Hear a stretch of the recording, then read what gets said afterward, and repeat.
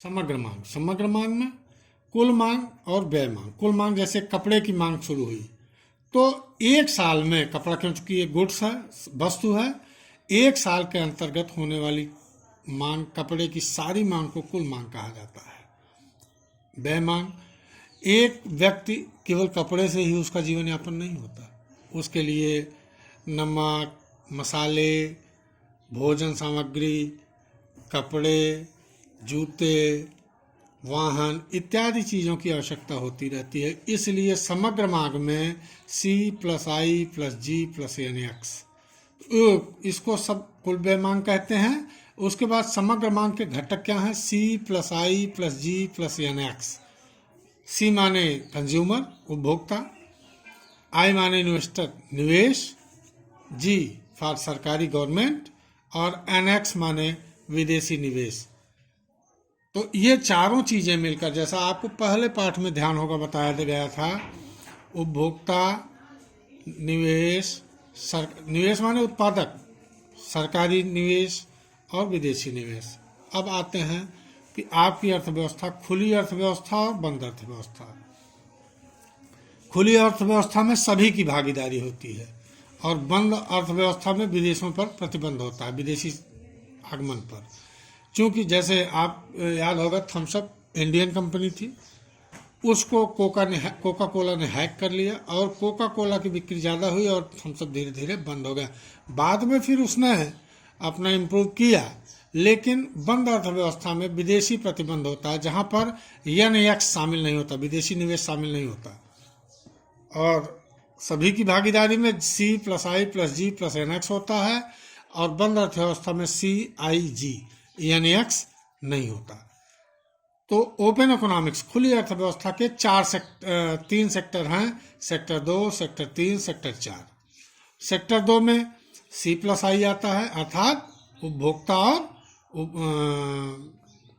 उत्पादक।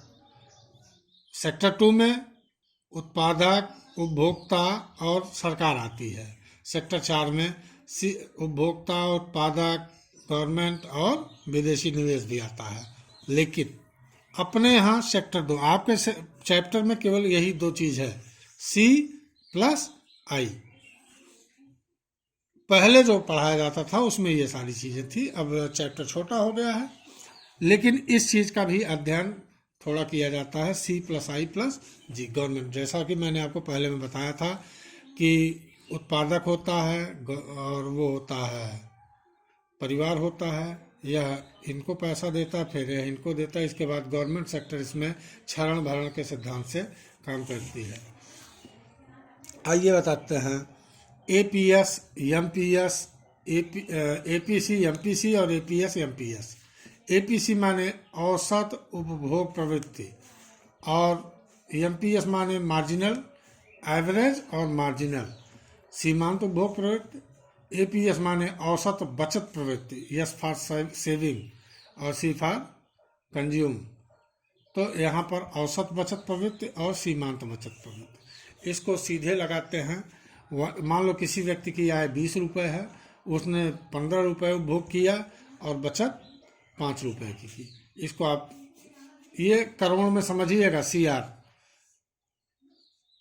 अब आप देखिए, मान लीजिए एक व्यक्ति है, इसने इतना बचत की, जैसे APC निकालना हुआ पहला, APC बराबर C/Y। C कितना है? Y माने आय, C माने उपभोग, S माने बचत। APC निकालना हुआ तो C/Y 15/20, 15/20। APS निकालना हुआ तो S/Y 5/20। ठीक इसी प्रकार MPC निकालना हुआ, MPC तो डेल्टा Y बराबर Y-Y, डेल्टा C बराबर C1 - C और डेल्टा S बराबर S1 - S। जैसे आय 20 रुपये थी, बढ़कर 30 रुपये हो गई, तो डेल्टा Y कितना हुआ? 10 हुआ। 30 में से पहले की आय घटा दी जाएगी। उपभोग व्यय पहले 15 होती थी, अब बढ़ के 20 हो गई, 20 में से 15 घटा दिए तो 5 हो गया।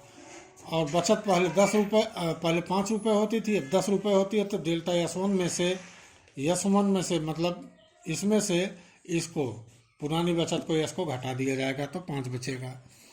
अब आपको बता दें कि एपीसी धन एपीएस बराबर 1 होता है। अब कैसे आपको एपीएस 1 होगा? सी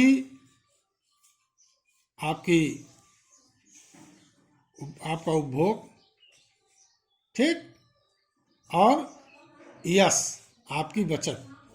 तो सी धन यस अर्थात 15 धन 5 बराबर 20 के, वाई के होता है ना, 15 धन 5 बराबर 20 अर्थात उपभोग और बचत किसके बराबर होगा? आय के। तो सी बटे वाई प्लस यस बटे वाई बराबर सी प्लस यस बटे वाई अर्थात सी प्लस यस कितना हुआ? वाई हो गया। वाई बटे वाई बराबर 1। इसी प्रकार एमपीसी और एमपीएस भी बराबर 1 होता है। डेल्टा सी बटे डेल्टा वाई धन डेल्टा एस बटे डेल्टा वाई बराबर डेल्टा सी धन डेल्टा एस बटे डेल्टा वाई अर्थात डेल्टा वाई बटे वाई बराबर 1। इसमें देखिए डेल्टा सी धन डेल्टा एस 5 5 10 बराबर डेल्टा वाई के अर्थात 5 5 10 बटे 10 बराबर 1। अब आते हैं आपको इसको न्यूमेरिकल में बताते हैं। जैसे आपको ये दिया है सी और वाई, सी 0 50 100 150 और वाई 20 60 100 40 140। इसमें आप सी देख रहे हैं आय, इसकी उपभोग, और वाई आय कितनी है? इसकी आय कुल आय कितनी है? 20 रुपये, 0 रुपये है, और इसको खर्च कितना है? 20 रुपये। आप देखते होंगे, आप तो मान लीजिए आप विद्यार्थी हैं, इस समय देख रहे हैं आप लॉकडाउन चल रहा है, ऐसी स्थिति में लोग काम पर नहीं जा रहे हैं, तो उनको पैसा कहाँ से आ रहा है? पैसा तो है नहीं। तब स्थिति क्या बनती है कि उन्होंने जिस सेविंग करके रखी है, ऑटोनॉमस सेविंग, स्वायत्ता उपभोग, जो उन्होंने सेविंग करके रखी है वो उसको निकाल लेंगे और उसको लोग अपने ऊपर खर्च करेंगे। तो ये बचत में से, चूंकि इनका इनकम एक भी पैसे नहीं है, लेकिन खर्च तो उतना ही रहेगा, खर्च तो कम नहीं होगा, तो इसलिए ऐसे उपभोग को स्वायत्ता उपभोग कहा जाता है। उसके बाद ये बढ़ा, इनका उपभोग 50 हुआ, आय जो है आय 50 रुपये हुई और व्यय 60 रुपये हुआ, आय 100 रुपये हुई, व्यय भी 100 रुपये है, आय 150 रुपये हुई और व्यय 140 हुआ, तो इसमें 10 रुपये बच रहा है। पहले में -20 बैंक से ले रहे हैं, इसमें भी 10 रुपये बैंक से लेके अपना खर्च कर रहे हैं। यहाँ पर जितनी आय हो रही उतना खर्च हो रहा है, और यहाँ पर जितनी आय हो रही उसमें 140 खर्च हो रहा है, 10 रुपये बच रहा है। ये सेविंग है। -20 -10 0 10। अब इसको एपी से निकालने के लिए ये चूंकि डाट हो जाएगा, दूसरे में 60 बटे 50 60 बटे 50 सी बटे वाई, तो सी बटे वाई 60 बटे 50 1.2 आ जाएगा। उसके बाद 100 बटे 100 करेंगे 1 आ जाएगा, 140 बटे 150 करेंगे तो 0.9 आएगा। अब एमपीसी निकालने के लिए एक में से घटा दिया जाता है, एक में से इसको घटाएंगे तो -0.2 आएगा, ये 0 ही हो जाएगा, एक में से 1 घटाएंगे 0 हो जाएगा, एक में से 0.9 घटाएंगे तो ये 1 हो जाएगा। चूंकि एपीसी और एमपीसी का योग कितना होता है? 1 होता है, इसलिए ऐसा होगा। इसके बाद डेल्टा सी बनाते हैं, डेल्टा वाई बनाते हैं। डेल्टा सी कितना है? 0 है। उसके बाद फिर 50 ऋण 0 50 आ गया, 100 ऋण 50 50 आ गया, 150 ऋण 50 50 आ गया। और ठीक इसी प्रकार डेल्टा वाई भी निकालेंगे। 60 में से 20 गए 40, 100 में से 60 गए 40, 140 में से 100 गए 40। इस प्रकार से जब ये निकल आया, उसके बाद इसके बाद डेल्टा एस निकालेंगे। डेल्टा एस क्या होगा? 0 हो जाएगा। 50 ऋण 40 10 आएगा, 50 ऋण 40 10 आएगा, 50 ऋण 40 10 आएगा, अर्थात 10 रुपये की सेविंग हो रही है। उसके बाद डेल्टा एपीएस निकालेंगे। एपीएस निकालने के लिए 0 का 0 हो जाएगा। यहाँ निकालेंगे डेल्टा सी बटे डेल्टा वाई, ये डेल्टा सी है सॉरी, और ये डेल्टा वाई है। आय 50 रुपये है, खर्च 40 रुपये है। तो आई बटे डेल्टा सी बटे डेल्टा वाई 40/50.8 आएगा। 0 से 0 से कट जाएगा, 5 अठे 40.8 आएगा। 0.8 0.8 0. चूंकि सब एक बराबर है इसलिए 0.8 ही हो जाएगा। इसके बाद इसको जब एक में से घटाएंगे ये 0 ही रहेगा, क्योंकि यहाँ पर तो कोई आय हो नहीं रही है, केवल खर्च हो रहा है। इसके बाद 1 माइनस 0.8 बराबर 0.2, इस तरह से 1 माइनस 0.8 बराबर 0.2, 1 माइनस 0.8 बराबर 0.2। अब आपको इतना तो समझ में आ गया। अब आपको चित्र से समझाते हैं। ये OX OY रेखा खींची, इसके बाद आपका खर्चा 45 अंश पर C खींच दिया। उसके बाद यहाँ से एक रेखा अपने उपभोग की खींची, ये सीधी।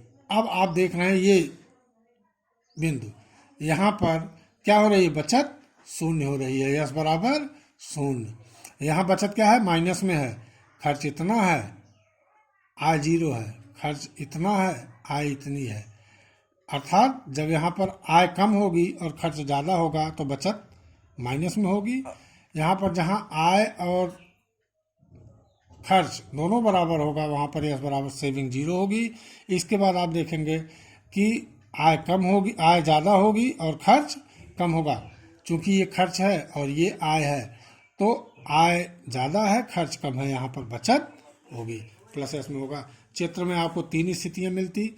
y is greater than c, अर्थात ऋणात्मक, बचत कुछ नहीं हो रही है, यस नहीं, यस है 5 नहीं है। y बराबर y इक्वल टू c अर्थात 0, यहाँ पर बचत कुछ नहीं हो रही है।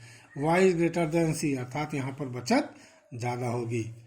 i इक्वल टू यस आएगा। धन्यवाद।